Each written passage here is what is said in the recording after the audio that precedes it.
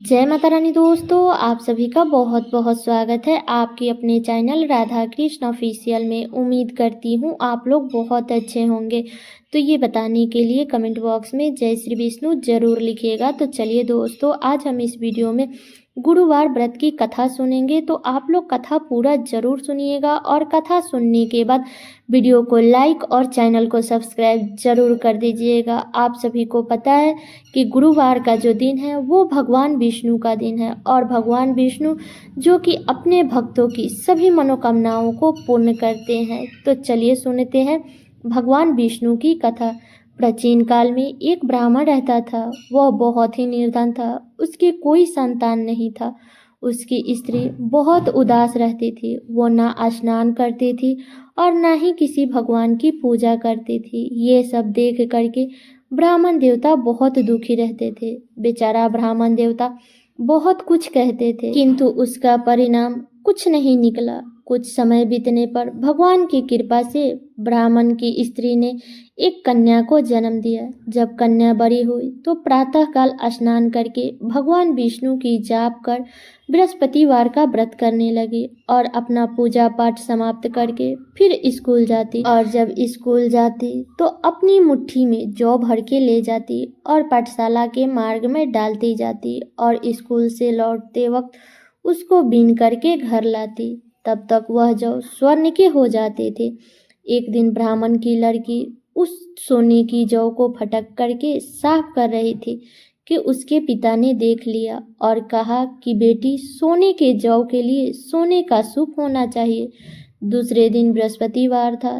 तब फिर ब्राह्मण की लड़की ने व्रत रखा और बृहस्पति देव से प्रार्थना करके कहा कि मैंने आपकी पूजा अगर सच्चे मन से की है तो मेरे लिए सोने का सूप दे दो।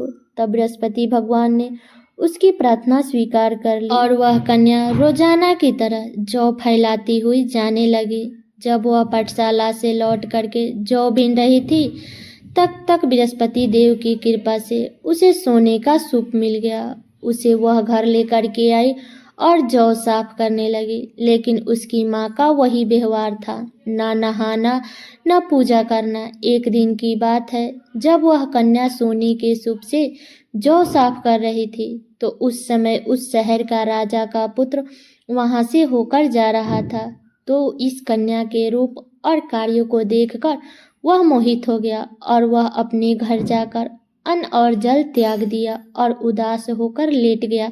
राजा को जब इस बात का पता चला तो अपने प्रधानमंत्री के साथ अपने पुत्र के पास गए और बोले, बेटा, तुम्हें किस बात का कष्ट है? किसी ने तुम्हारा अपमान किया है अथवा और कोई कारण है तो कहो, मैं वही कार्य करूँगा जिसमें तुम्हारी प्रसन्नता हो। अपने पिता की जब राजकुमार ने ऐसी बातें सुनी तो कहा कि मुझे आपकी कृपा से किसी बात का दुख नहीं है और ना ही किसी से मेरा अपमान हुआ है।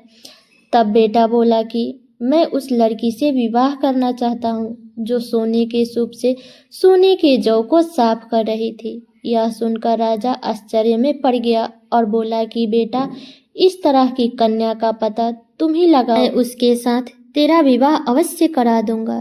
तब राजकुमार ने उस लड़की के घर का पता अपने पिता को बताया। तब पिता ने अपने मंत्री को उस लड़की के घर भेजा।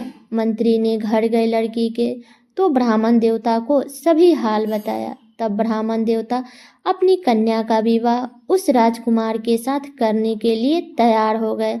तब पूरे विधि विधान के साथ ब्राह्मण की कन्या का विवाह राजकुमार के साथ हो गया। कन्या के ससुराल जाते ही पहले की भांति उस ब्राह्मण देवता के घर में गरीबी का निवास हो गया। अब भोजन के लिए अन्न बड़ी मुश्किल से मिलता था। एक दिन दुखी होकर ब्राह्मण देवता अपनी पुत्री के पास गए। तब बेटी ने अपने पिता के दुख अवस्था को देखा और अपनी माँ का हाल पूछा। अब ब्राह्मण ने सभी हाल बताए। तब कन्या ने बहुत सारा धन देकर अपने पिता को विदा कर दिया। इस तरह ब्राह्मण का कुछ समय सुखपूर्वक व्यतीत हुआ। कुछ दिन बाद ब्राह्मण देवता का फिर से वही हाल हो गया। तब ब्राह्मण फिर अपनी कन्या के यहाँ गया और सारा हाल फिर से बताया। तो लड़की बोली कि पिताजी, आप माताजी को यहाँ लेकर के आओ। मैं उसे विधि बता दूंगी जिससे आपकी गरीबी दूर हो जाएगी। तब ब्राह्मण देवता अपनी स्त्री को साथ लेकर के अपने कन्या के घर पहुँचे। तो कन्या ने अपनी माँ को समझाने लगी और कहा कि माँ, तुम प्रातःकाल स्नान करके विष्णु भगवान की पूजा करो, तब सारी दरिद्रता दूर हो जाएगी। परंतु उसकी माँ ने एक भी बात नहीं मानी और प्रातःकाल उठ कर बेटी के बच्चे की जूठन खा लिया। ये सब देख करके उसकी लड़की को बहुत गुस्सा आया। तब उसकी लड़की ने एक रात कोठरी का सारा सामान निकाल दिया और उसी में अपनी माँ को बंद कर दिया और प्रातःकाल उसे निकाला तथा स्नान आदि करा के विष्णु भगवान का पाठ कराया।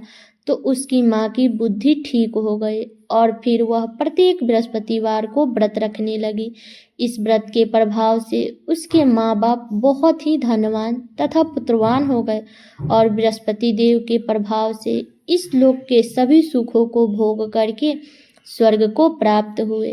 तो हे विष्णु भगवान, जैसे आपने ब्राह्मण परिवार को सुख समृद्धि प्रदान किए, वैसे ही जो इस कथा को कह रहा है, जो इसमें हुंकार भर रहा है और जो इस कथा को सुन रहा है, सभी का भंडार भरे रखना। तो सब लोग बोलिए विष्णु भगवान की जय, बृहस्पति देव भगवान की जय। तो ये है बृहस्पतिवार व्रत की कथा। तो ये कथा मेरी यहीं तक का था। कैसा लगा ये कथा आप लोग कमेंट करके ज़रूर बताइएगा। चैनल पे नए हैं तो सब्सक्राइब कर लीजिएगा, बेल आइकन को प्रेस कर दीजिएगा, जिससे मेरे वीडियो का नए नोटिफिकेशन आप सभी के पास में सबसे पहले पहुंचे। और वीडियो को लाइक कर दीजिएगा और वीडियो को शेयर कर दीजिएगा ताकि हर किसी को गुरुवार व्रत की कथा को सुन सके और उनका भी व्रत पूरा हो सके। तो चलिए दोस्तों, मिलती हूँ अगले वीडियो में किसी नए वीडियो के साथ में। तब तक के लिए नमस्कार।